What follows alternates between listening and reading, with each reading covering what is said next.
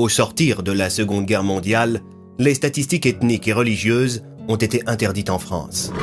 Il est illégal, dans notre pays, de compiler et d'exploiter des bases de données relatives aux origines et aux religions des gens. Pour la simple et bonne raison que sous Vichy, il y a moins de 100 ans, il y avait des listes. Des listes qui ont servi au pire. Des mots sur des feuilles de papier. C'étaient des petites données, somme toute inoffensives. Juste des petits bouts de texte et de chiffres. Des caractères imprimés dans des dossiers. Nom, prénom, date de naissance, adresse, appartenance religieuse, filiation. Des données. Des petits bouts de données qui ont été utilisés par les services de l'État pour sélectionner des gens, des familles entières, et les mettre dans des wagons à bestiaux, direction la mort. Juste parce qu'une petite case, une toute petite donnée dans leur dossier, indiquait qu'il fallait envoyer à l'adresse de ces gens des policiers français, tôt le matin. Les forcer à prendre un minimum d'affaires, les entasser dans des camions et les regrouper avant de les envoyer à la gare pour un long périple dont presque aucun ne reviendrait. Tout cela était légal, ignoble, mais légal. Tout cela a été permis par l'exploitation des données personnelles. Et à l'époque, l'ordinateur n'existait pas. C'était des fiches papier. Dans l'histoire qui suit, je vais vous raconter une projection en avant. Je vais vous narrer comment, dans votre futur hypothétique, aux alentours de l'année 2030, de profonds bouleversements politiques, sociaux, économiques et technologiques ont peu à peu fait sombrer l'Occident dans une forme de dictature volontaire et légale, permise par la technologie et l'exploitation des données personnelles. Un glissement lent, à coups de petites lois bâtardes, qui ont, année après année, grignoté un peu plus nos libertés. Le problème fondamental avec le pouvoir, ce n'est pas quand on cherche à l'acquérir, c'est quand on cherche à le conserver à tout prix. Soyez les bienvenus dans French Dystopie.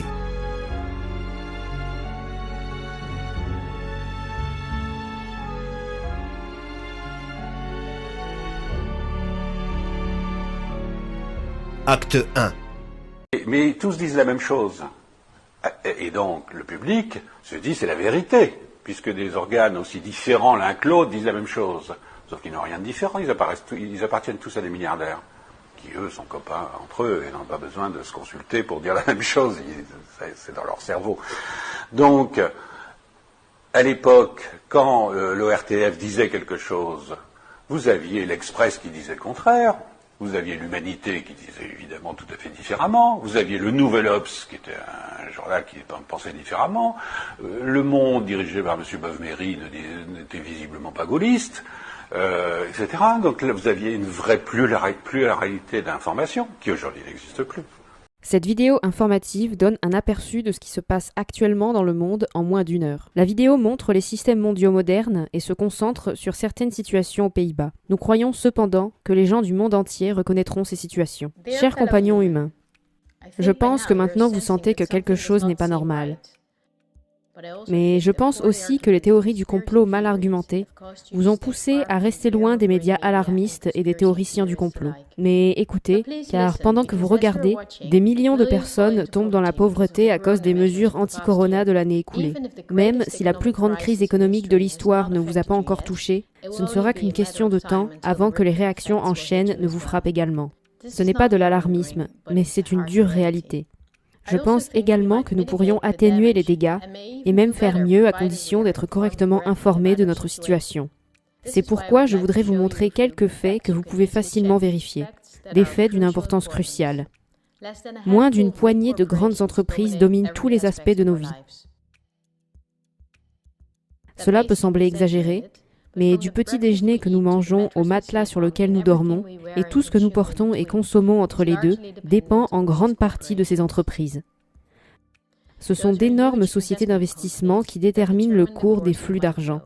Ce sont les personnages principaux de la pièce à laquelle nous assistons. Je sais que votre temps est précieux. Je résume donc les données les plus importantes. Comment ça marche ? Prenons PepsiCo par exemple. C'est la société mère de nombreuses sociétés de soda et de snacks. Les marques dites compétitives proviennent d'usines de quelques entreprises qui monopolisent l'ensemble de l'industrie.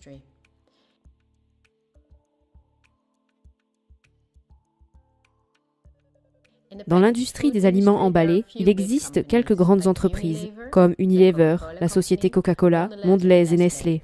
Sur la photo, vous voyez que la plupart des marques de l'industrie alimentaire appartiennent à l'une de ces sociétés. Les grandes entreprises sont en bourse et ont les gros actionnaires au conseil d'administration. Sur des sources telles que Yahoo Finance, nous pouvons voir des informations détaillées sur la société, telles que les principaux actionnaires. Prenons à nouveau PepsiCo comme exemple. Nous voyons qu'environ 72% des actions sont détenues par pas moins de 3155 investisseurs institutionnels. Il s'agit de sociétés d'investissement, de fonds d'investissement, de compagnies d'assurance, de banques et, dans certains cas, de gouvernements. Qui sont les plus grands investisseurs institutionnels de PepsiCo? Comme vous pouvez le voir, seuls 10 des investisseurs détiennent ensemble près d'un tiers des actions.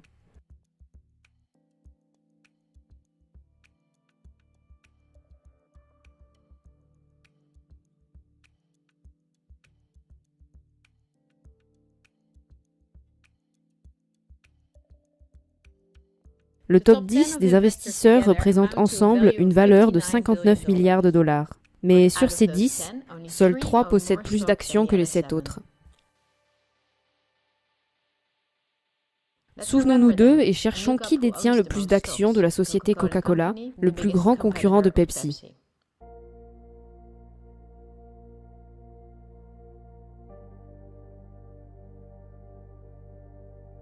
La plus grosse masse d'actions est à nouveau détenue par des investisseurs institutionnels. Regardons les 10 premiers et commençons par les 6 derniers d'entre eux. Nous avons également vu 4 de ces investisseurs institutionnels dans les 6 derniers de PepsiCo. Il s'agit de Northern Trust, JP Morgan Chase, Geode Capital Management et Wellington Management. Regardons maintenant les 4 plus grands propriétaires d'actions.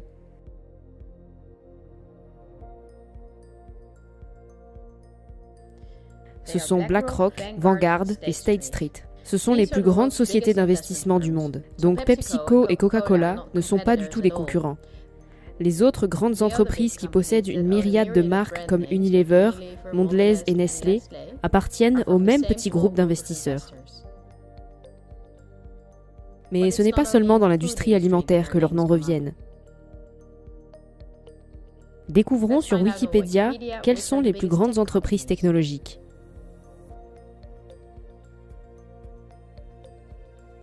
Facebook est le propriétaire de WhatsApp et Instagram. Avec Twitter, ils forment les plateformes de médias sociaux les plus populaires.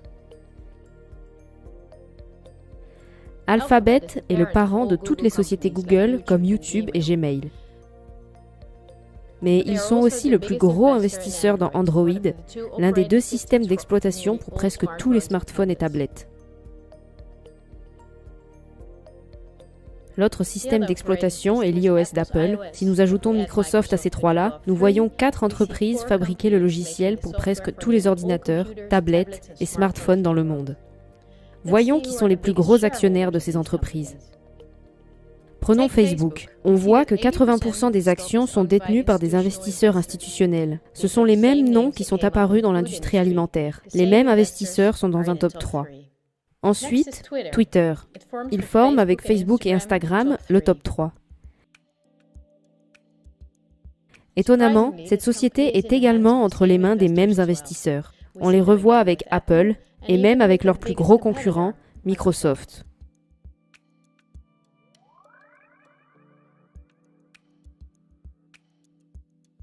De plus, si nous regardons d'autres grandes entreprises du secteur de la technologie qui développent et fabriquent nos ordinateurs, téléviseurs, téléphones et appareils électroménagers, nous voyons les mêmes grands investisseurs qui, ensemble, détiennent la majorité des actions.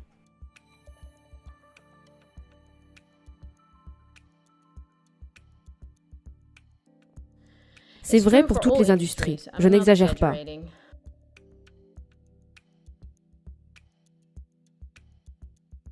Un dernier exemple. Réservons des vacances. Sur un ordinateur ou un smartphone, nous recherchons un vol vers un pays ensoleillé sur Skyscanner ou Expedia. Les deux appartiennent au même petit groupe d'investisseurs. Nous volons avec l'une des nombreuses compagnies aériennes, dont beaucoup sont entre les mains des mêmes investisseurs et des gouvernements, comme c'est le cas avec Air France-KLM. L'avion dans lequel nous embarquons est dans la plupart des cas un Boeing ou un Airbus, également détenu par les mêmes noms. Nous réservons via Booking.com ou Airbnb et à notre arrivée, nous sortons pour dîner et posons un commentaire sur TripAdvisor. Les mêmes gros investisseurs se manifestent dans tous les aspects de notre voyage. Et leur puissance est encore plus grande à cause du kérosène. Il provient de leurs compagnies pétrolières ou de leurs raffineries. L'acier à partir duquel l'avion est fabriqué provient de leurs sociétés minières. Ce petit groupe d'entreprises d'investissement, de fonds et de banques sont également les plus gros investisseurs de l'industrie qui recherchent des matières premières.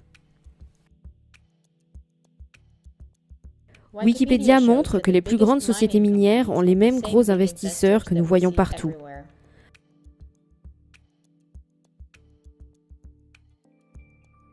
Aussi, les grandes entreprises agricoles, dont dépend l'ensemble de l'industrie alimentaire. Ils possèdent Bayer, la société mère de Monsanto, le plus grand producteur de semences au monde.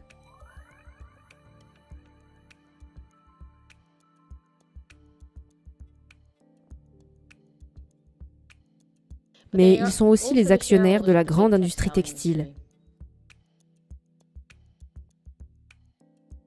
Et même de nombreuses marques de mode populaire qui fabriquent les vêtements en coton appartiennent aux mêmes investisseurs.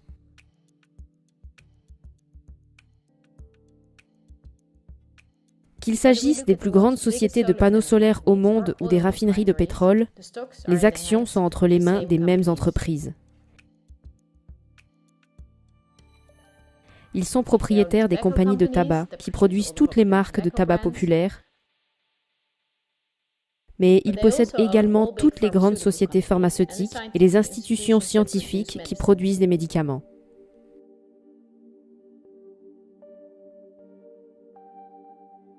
Ils possèdent des entreprises qui produisent leurs métaux, ainsi que toute l'industrie automobile, aéronautique et militaire, où une grande partie des métaux et des matières premières est utilisée.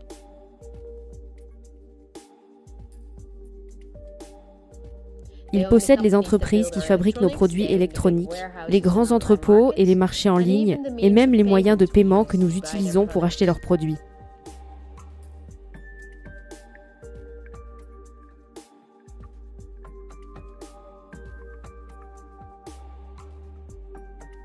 Pour rendre cette vidéo la plus courte possible, je ne vous ai montré que la pointe de l'iceberg. Si vous décidez de rechercher cela avec les sources que je viens de vous montrer, vous verrez que les compagnies d'assurance, les banques, les entreprises de construction, les compagnies de téléphone, les chaînes de restaurants et les cosmétiques les plus populaires appartiennent aux mêmes investisseurs institutionnels que nous venons de voir.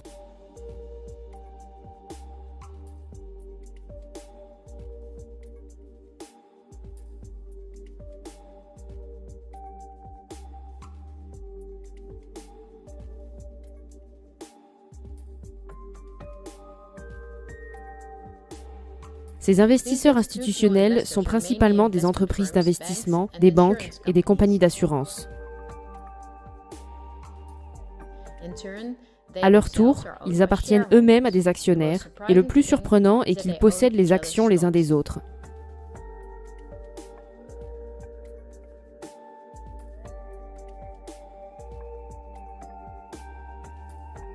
Ensemble, ils forment un immense réseau comparable à une pyramide. Les petits investisseurs appartiennent à de plus gros investisseurs, ceux-ci appartiennent à des investisseurs encore plus importants. Le sommet visible de cette pyramide ne montre que deux entreprises dont nous avons souvent vu les noms maintenant. Ce sont Vanguard et BlackRock. La puissance de ces deux entreprises dépasse votre imagination. Non seulement ils possèdent une grande partie des actions de presque toutes les grandes entreprises, mais aussi les actions des investisseurs de ces entreprises. Cela leur donne un monopole complet.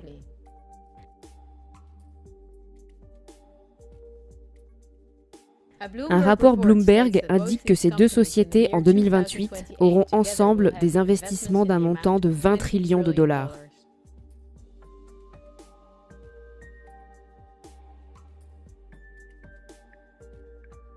Cela signifie qu'ils posséderont presque tout. Bloomberg appelle BlackRock la quatrième branche du gouvernement parce que c'est la seule agence privée qui travaille en étroite collaboration avec les banques centrales.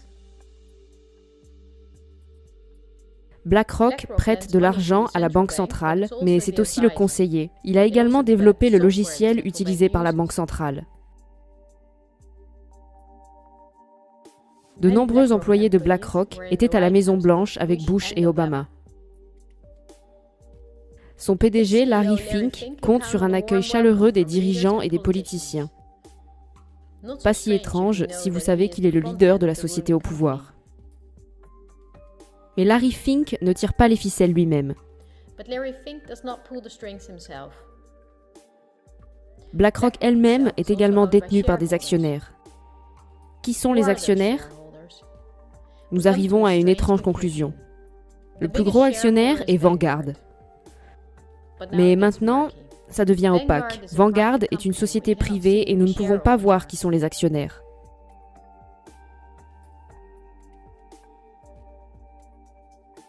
L'élite qui possède Vanguard n'aime apparemment pas être sous les projecteurs.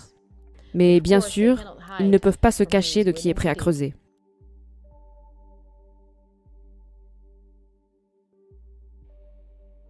Les rapports d'Oxfam et de Bloomberg indiquent que 1% du monde possède ensemble plus d'argent que les 99% restants. Pire encore, Oxfam affirme que 82% de tout l'argent gagné en 2017 est allé à ce 1%.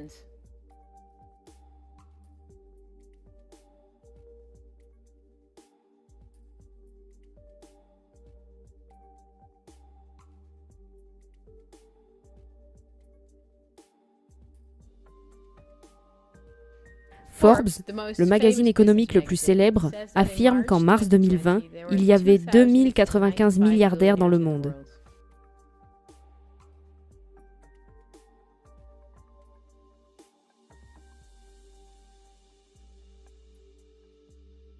Cela signifie que Vanguard appartient aux familles les plus riches du monde.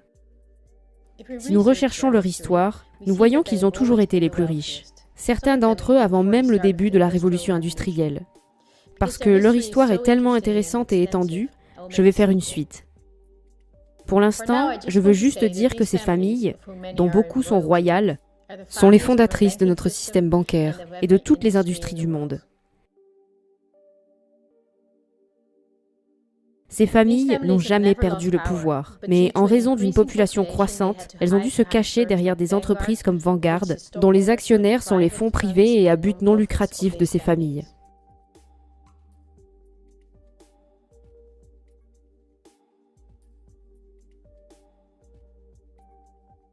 Pour clarifier l'image, je dois expliquer brièvement ce que sont réellement les organisations à but non lucratif. Celles-ci semblent être le lien entre les entreprises, la politique et les médias. Cela cache un peu les conflits d'intérêts.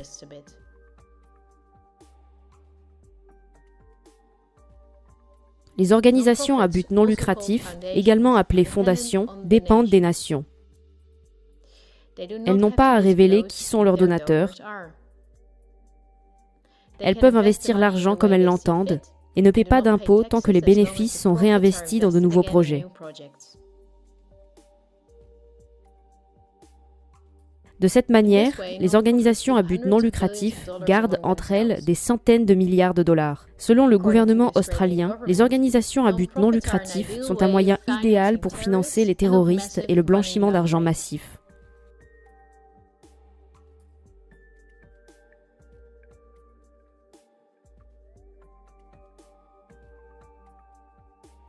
Les fondations et les fonds des familles les plus riches restent autant que possible à l'arrière-plan.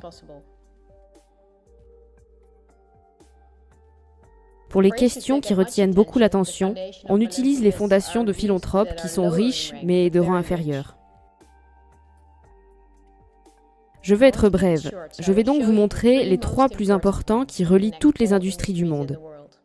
Il s'agit de la fondation Bill et Melinda Gates, de la fondation Open Society du controversé multimilliardaire Soros et de la fondation Clinton. Je vais vous donner une très courte introduction pour vous montrer leur pouvoir. Selon le site web du Forum économique mondial, la fondation Gates est le plus grand sponsor de l'OMS. C'était après que Donald Trump ait quitté le soutien financier des États-Unis à l'OMS en 2020. La Fondation Gates est donc l'une des entités les plus influentes dans tout ce qui concerne notre santé. La Fondation Gates travaille en étroite collaboration avec les plus grandes sociétés pharmaceutiques, parmi lesquelles Pfizer, AstraZeneca, Johnson & Johnson, BioNTech et Bayer. Et nous venons de voir qui sont leurs plus gros actionnaires. Bill Gates n'était pas un pauvre geek derrière un écran qui est devenu miraculeusement très riche. Il est issu de la famille d'un philanthrope qui travaille pour l'élite absolue. Son Microsoft appartient à Vanguard, BlackRock et Berkshire Hathaway. Mais la Fondation Gates, après BlackRock et Vanguard, est le plus gros actionnaire du Berkshire Hathaway. Il était même membre du conseil d'administration là-bas. Ça prendrait des heures et des heures si nous voulions découvrir tout ce qui concerne Gates, l'Open Society et la Fondation Clinton.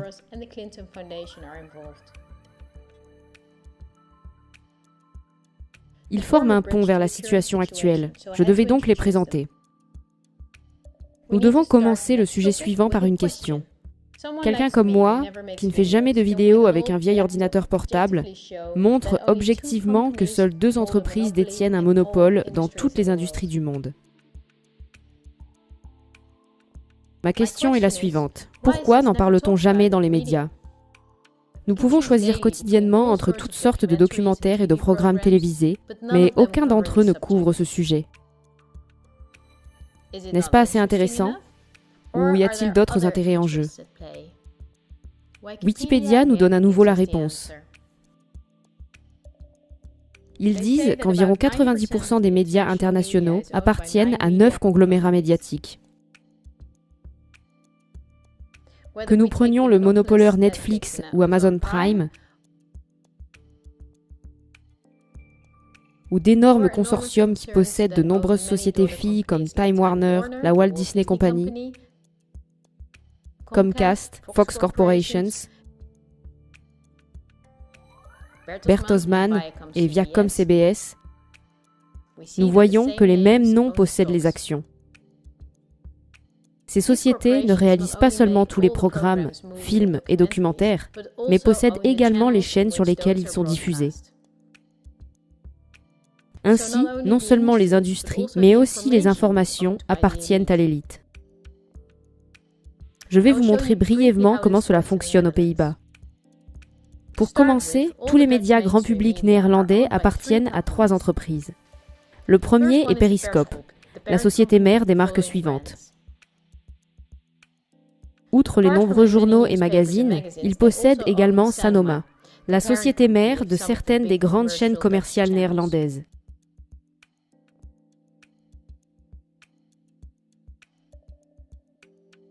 De nombreux médias étrangers comme VTM appartiennent également à Periscope. Le second est Media House, l'un des plus grands consortiums médiatiques d'Europe. Aux Pays-Bas, Media House possède les marques suivantes. Jusqu'en 2017, Sky Radio et Radio Veronica appartenaient également à Media House, tout comme Radio 538 et Radio 10. Et puis, il y a Bertelsmann, qui est l'une des 9 plus grandes entreprises de médias. Cette société possède RTL, qui possède 45 chaînes de télévision et 32 stations de radio dans 11 pays. Mais Bertelsmann est également copropriétaire du plus grand éditeur de livres au monde, Penguin Random House.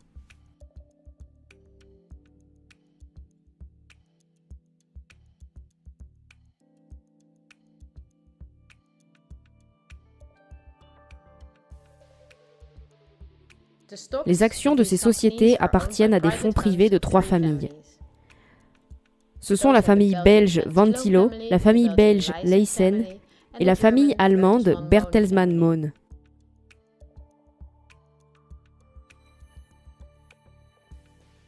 Les 3 familles se sont rangées du côté des nazis pendant la guerre. Selon Wikipédia, pour cette raison, le Télégraphe, le journal sous licence, a été temporairement interdit aux Pays-Bas après la guerre. Pour compléter cet aperçu, regardez d'où viennent les nouvelles.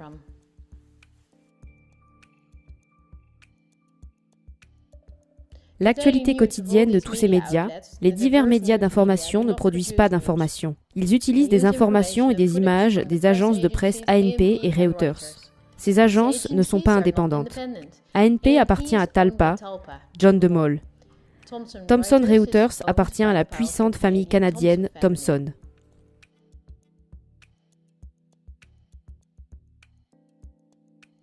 Les journalistes et rédacteurs en chef les plus importants travaillant pour ces agences sont membres d'une agence de journalisme comme le Centre européen de journalisme.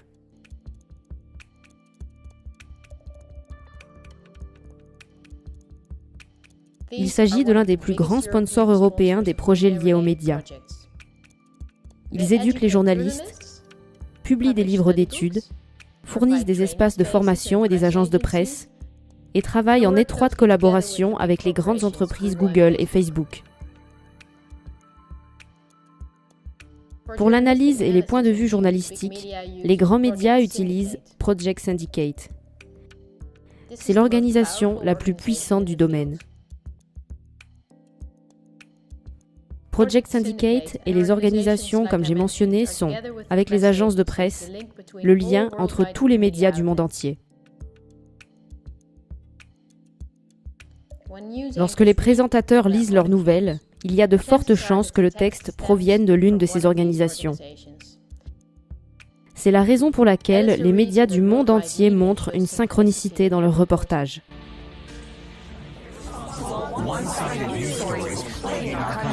Plaguing our country. The sharing of biased and false news has become all too common on social media.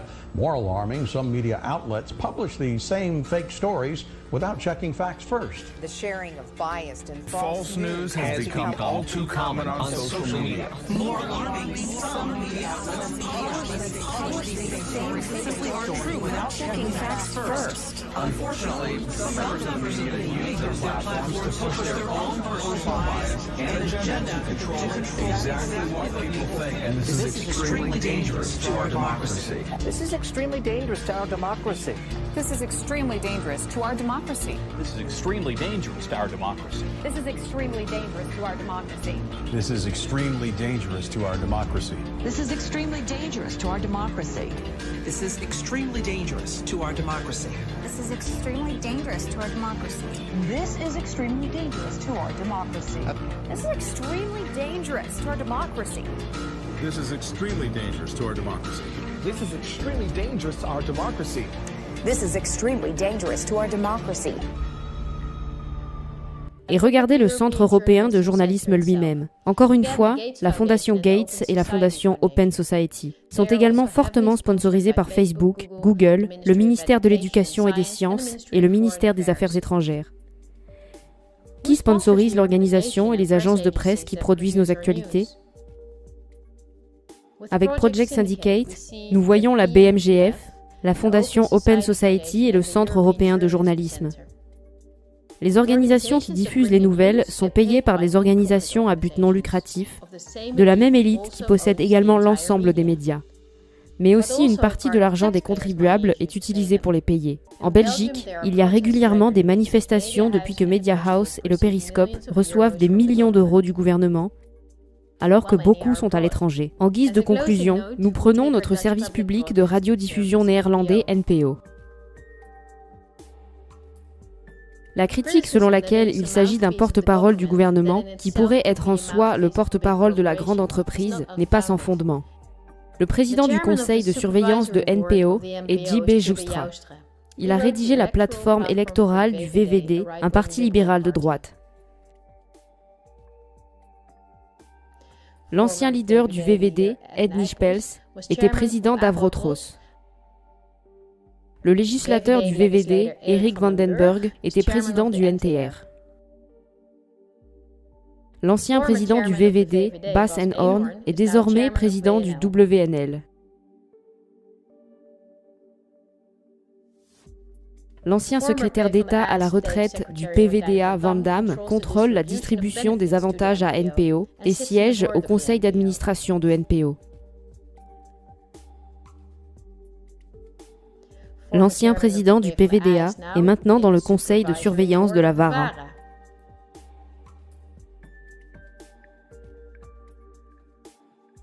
Paul Rupp, politicien du CDA et président du conseil de surveillance de Crow NCRV. La partenaire du ministère Ollongren du D66, Irena van den Brekel, est rédactrice en chef de la société de comédie Lubach. L'ancienne présentatrice des nouvelles, Pia Dijkstra, est maintenant membre du Parlement pour D66. Eh bien, c'était beaucoup à digérer, et j'essaie de le rendre aussi court que possible.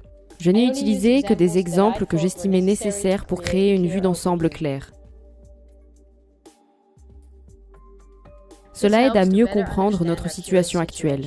Cela peut apporter un nouvel éclairage sur les événements passés.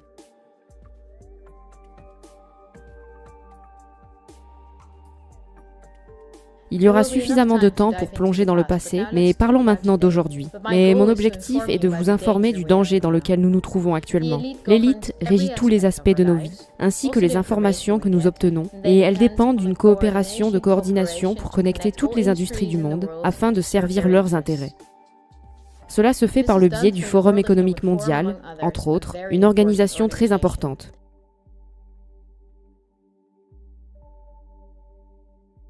Chaque année à Davos, les PDG de grandes entreprises rencontrent des dirigeants nationaux, des politiciens et d'autres partis influents comme l'UNICEF et Greenpeace. Dans le conseil de surveillance du WEF se trouve l'ancien président Al Gore, notre ministre Kag, Feike Sijbema, président de la Royal Dutch State Mines, et le commissaire de DNB, une banque néerlandaise. Christine Lagarde, présidente de la Banque centrale européenne. Le fils du politicien Ferdinand Graberhaus travaille également pour le WEF. Wikipédia dit que la cotisation annuelle pour les membres est de X euros.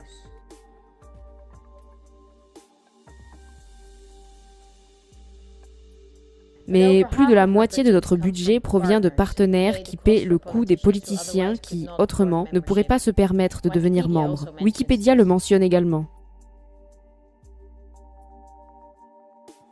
Selon les critiques, le WEF permet aux entreprises riches de faire des affaires avec d'autres entreprises ou avec des politiciens. Pour la plupart des membres, le WEF soutiendrait le gain personnel au lieu d'être un moyen de résoudre les problèmes du monde. Pourquoi y aurait-il de nombreux problèmes mondiaux si les chefs de file de l'industrie, les banquiers et les politiciens à partir de 1971 se réunissaient chaque année pour résoudre les problèmes du monde? N'est-il pas illogique qu'après 50 ans de rencontres entre les écologistes et les PDG des entreprises les plus polluantes, la nature se porte progressivement plus mal, pas mieux? Il est clair que ces critiques sont justes lorsque nous examinons les principaux partenaires qui, ensemble, représentent plus de la moitié du budget de WEF.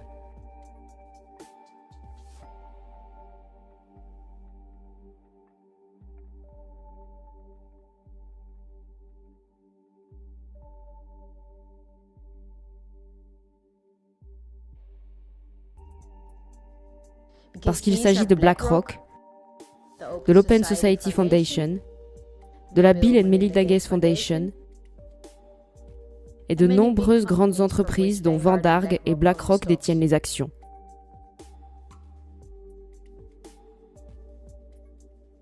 Le président et fondateur du WEF est Klaus Schwab, professeur et homme d'affaires suisse. Dans son livre The Great Reset, il écrit sur les plans de son organisation. Le coronavirus est, selon lui, une belle opportunité pour réinitialiser nos sociétés.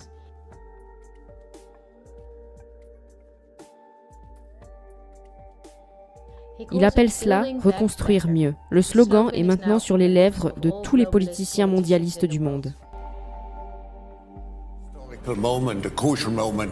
To rebuild the future, to reset our policies. We also want to work together on building back better. I call it Build Back Better. But the COVID-19 pandemic can also be a moment for resolving long-standing conflicts and addressing structural weaknesses. It's certainly a major crisis, but it also offers us a unique opportunity. 4 sets of priorities can guide the response to build back better. To build back a better world. but also to build back better. This pandemic has provided an opportunity for a reset. And achieve the Sustainable Development Goals. Notre ancienne société doit passer à une nouvelle, dit Schwab. Le peuple ne possède rien, mais travaille pour que l'État fasse en sorte que ses besoins primaires soient maintenus.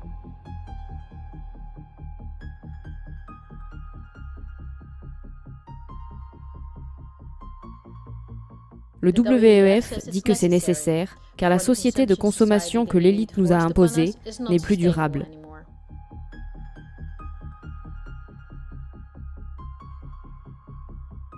Schwab dit dans son livre que nous ne reviendrons jamais à l'ancienne normalité. Et le WEF a récemment publié une vidéo pour préciser que d'ici 2030, nous ne posséderons rien, mais nous serons heureux.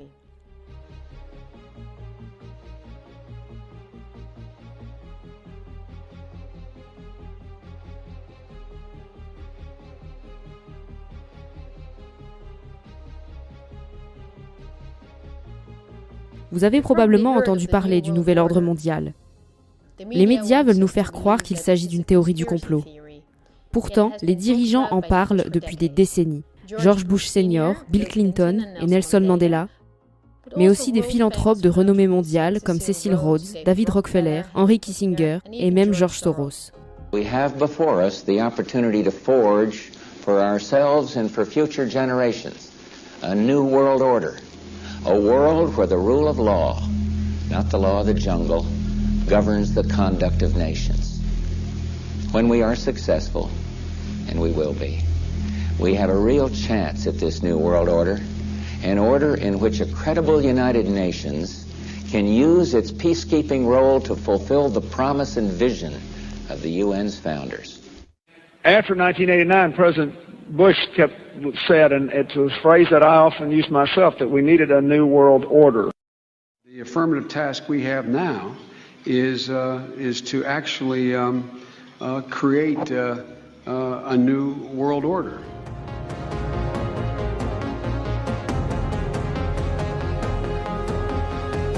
L'ONU a présenté en 2015 un agenda 2030 controversé.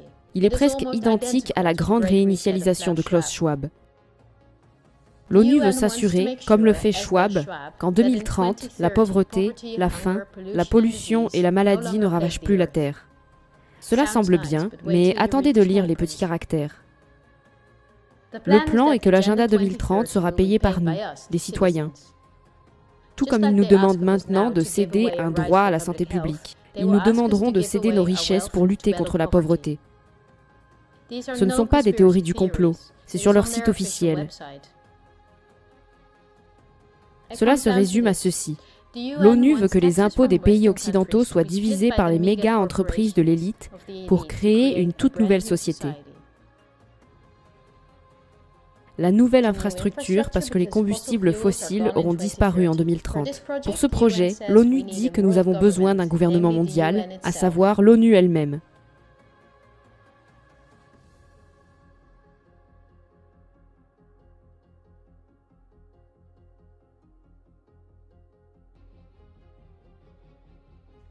L'ONU convient avec Schwab qu'une pandémie est une chance en or d'accélérer la mise en œuvre de l'agenda 2030. Il est inquiétant que le WEF et l'ONU admettent ouvertement que la pandémie et d'autres catastrophes peuvent être utilisées pour remodeler la société. Nous ne devons pas y penser à la légère et faire des recherches approfondies.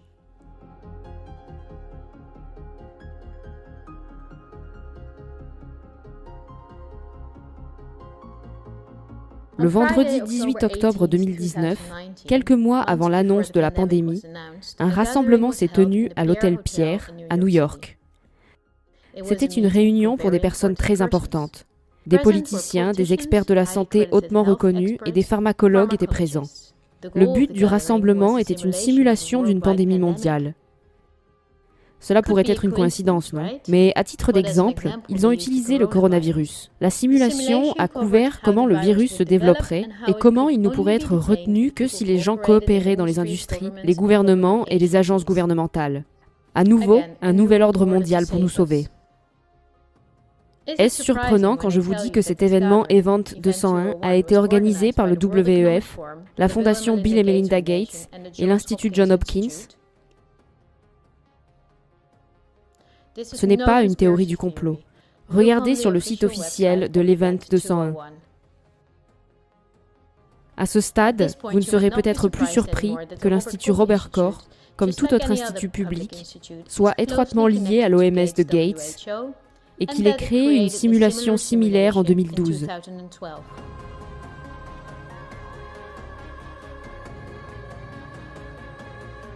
Juste comme dans l'Event 201, ils ont pris un coronavirus comme exemple. Dans cette simulation, le point de départ était un marché alimentaire en Asie du Sud-Est. Un virus corona passerait d'un animal à un humain. Dans la simulation, il faut quelques semaines aux Chinois pour découvrir le virus. De cette façon, il peut se répandre dans le monde entier. Une simulation est faite des 3 prochaines années de confinement, d'économies détruites et des impacts sur la société, émeutes et manifestations incluses. Je n'entrerai pas dans les détails, vous les avez sur le site web du gouvernement allemand. Enfin, je voudrais vous montrer une partie d'une conférence du neurologue Mark Van Ranst qu'il a tenue le 22 janvier 2019 à Chatham House. L'organisation Chatham House est financée par les corporations d'élite et aussi par la Fondation Gates. Il s'agit d'une importante organisation à but non lucratif à Londres où des personnalités importantes se réunissent pour parler des problèmes du monde. Le prix Chatham House a été décerné à Hillary Clinton, Melinda Gates et John Kerry. Pendant la conférence, Ab Osterhaus est au premier rang. Van Ranst explique comment il a induit les gens en erreur lors de la grippe porcine. Il a déclenché la peur par le nombre de morts sans contexte et la manipulation des médias. Il rit en racontant comment il s'est assuré que les vaccins des sociétés pharmaceutiques pour lesquelles il travaillait à l'époque soient acceptés par de nombreuses personnes craintives. And I was asked to tell you about my experiences being the crisis manager, the flu commissioner for Belgium and highlighting the communication aspects there. And then you have one opportunity to do it right. I mean, day one is so important. In day one, you start your communication with the press, with the people, and you have to do it right. I mean, you have to go for one voice, one message. In Belgium, they chose to appoint a non-politician to do that. I mean, I have no party affiliations, and that makes things a little bit, at that time at least, a little bit easier because you're not attacked politically, majority, minority. That doesn't come into play, and that was a huge advantage. The second advantage is that you can play in Brussels the complete naive guy and get a lot more done than you would otherwise be able to do. You have to be omnipresent that first day or the first days, so that you attract the media attention. You make an agreement with them that you will tell them all, and if they call, you will pick up the phone. When you do that, then you can profit from these early days to get complete carpet coverage of the field, and they're not going to search for alternative voices there. And if you do that, that makes things a lot easier. And then you have to say, okay, well, we will have H1N1 deaths. Of course, that would be unavoidable. I used there Sir Donaldson's quote where he said that in the UK, by the peak of the epidemic, 40 people would die per day at the end of the summer. So 62 at that time million people in the UK, 40 deaths a day. I worked it out for Belgium. That would be 7 deaths a day at the peak of the epidemic. I used that in the media. 7 Belgian flu deaths per day at the peak of the epidemic would be realistic. That is true in every year, even interpandemically. That is very, very conservative. However, talking about fatalities is important because when you say that, people say, wow, what do you mean? People die because of influenza? And that was a necessary step to take. And then, of course, a couple of days later, you had the first H1N1 death in the country, and the scene was set and it was already talked about. And then you had to pick who is going to be vaccinated first. And then, well, women and children first, whatever. I mean, risk groups, they were important. And then I misused the fact that the top football soccer clubs in Belgium inappropriately and against all agreements vaccinated they made their soccer players priority people. So I said, I can use that. Because if the population really believes that this vaccine is so desirable that even the soccer players would be dishonest to get their vaccine, I said, okay, I can play with that. So I made a big fuss about this. This is Van Ranst is raving mad. But it worked. And, On pourrait parler pendant des heures du virus dont le taux de survie est de 99,98% et des règles incompréhensibles qui détruisent notre société. Des millions d'entrepreneurs sont fauchés, d'innombrables personnes sont mortes dans la solitude dans des maisons de retraite, séparées de leurs familles. Ce n'est pas une vie. Mais nous connaissons maintenant suffisamment de faits qui placent les règles relatives au corona dans une perspective beaucoup plus claire, le point de vue de l'élite. Big BlackRock et Big Vanguard ne bénéficient pas de frontières, de taxes à l'importation et d'une réelle diversité. Ce n'est qu'au moyen de la peur et de la manipulation médiatique qu'ils peuvent nous envahir. L'élite ne va pas nous guérir des maladies que nous avons contractées à cause de leurs aliments toxiques ou de la pollution de l'environnement. Si nous ne tombions pas malades, l'industrie pharmaceutique s'effondrerait. Rien ne se vend mieux que la peur, tel est le slogan de virologues comme Van Ranst. Vous allez être surpris, comme moi, que nous ayons souvent été prévenus. I think we're being run by maniacs. If anybody can put on paper what our government and the American government, etc., and the Russian, Chinese, what they are actually trying to do, I think they're all insane. But I'm liable to be put away as insane for expressing that. That's what's insane about it. Avec cette vidéo, je tends la main et j'espère combler le fossé toujours grandissant entre nous. Vous pouvez avoir des inquiétudes ou des questions après avoir regardé cette vidéo. Nous vous encourageons à parler de ces préoccupations, non seulement avec des personnes partageant les mêmes idées, mais aussi avec des personnes de votre environnement qui pourraient penser différemment à ce sujet. Écoutez-vous les uns les autres, posez des questions et laissez toujours un espace pour la différence. Et surtout, restez connectés et prenez soin les uns des autres, pour qu'ensemble, nous créions le monde dans lequel nous et nos enfants pourront continuer à vivre en liberté. Il est maintenant temps de commencer à créer l'avenir que nous voulons. Parce que si nous n'avons pas de vision pour nous-mêmes, nous devenons partie intégrante de la vision de quelqu'un d'autre. Si vous ne planifiez pas votre vie, quelqu'un d'autre le fera et vous vivrez le rêve de quelqu'un d'autre. Merci de votre attention. J'espère que dans un avenir libre, nous nous souviendrons de cette époque comme d'un moment unique dans l'histoire de l'humanité. Ce sera un voyage difficile, mais nous voyagerons ensemble. Nous nous entraiderons lorsque nous tomberons et nous n'aurons pas peur. Nous sommes les 99%.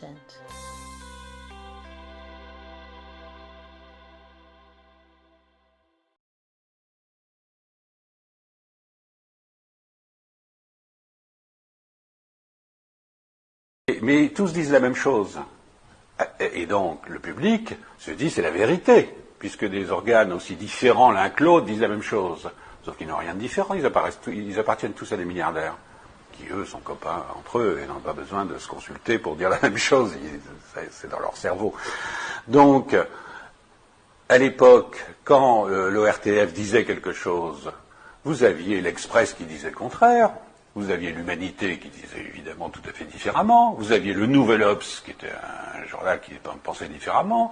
Le Monde, dirigé par M. Beuve-Méry, n'était visiblement pas gaulliste, etc.